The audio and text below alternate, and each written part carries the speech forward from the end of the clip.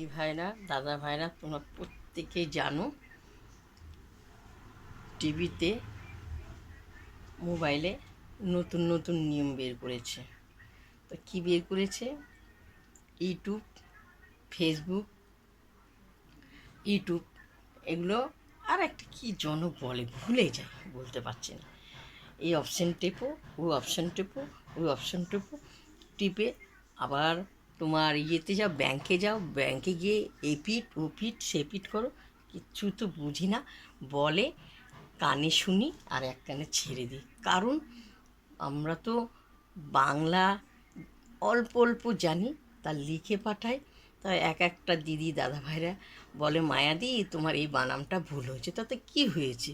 আমি যেটুক জানি সেটুকুই লিখে পাঠিয়েছি। দিদিকে যখন ভালোবাসো, লেখাটাকেও ভালোবাসো, একটু মেনে নিও। আর ইংরেজিতে একদমই জানি না, একদম অক্ষরে চিনি না। তাহলে কী করে কোনটা অপশান টিপবো বলো? অপশান তো বুঝিই তো না। বুঝতে পেরেছো? আমি যেভাবে লাইভ দিয়ে এসেছি, শেয়ার কমেন্ট করে এসে সেভাবে আমি দেবো। ওই যে বলে না, বছর বছর যায় নতুন নতুন নিয়ম বের করে। যারা নতুন তাদেরকে ভয় দেখাচ্ছে, যারা পুরনো তারা তো সব জানে। তাদের হরর হরর হরর করে ব্যাংকে গিয়ে মোটা মোটা টাকা নিয়ে আসে, জানো তো। আর যারা পড়াশোনা জানে না তারা কি করবে? তারা তো এক কানে শুনবে আর এক কানে ছাড়বে। তা তাদের কি আমরা কি ভিডিও করব না? করব। আমাদের শখ রান্নার ভিডিও, এই কথাটা বলছি, এইগুলোও ছাড়বো।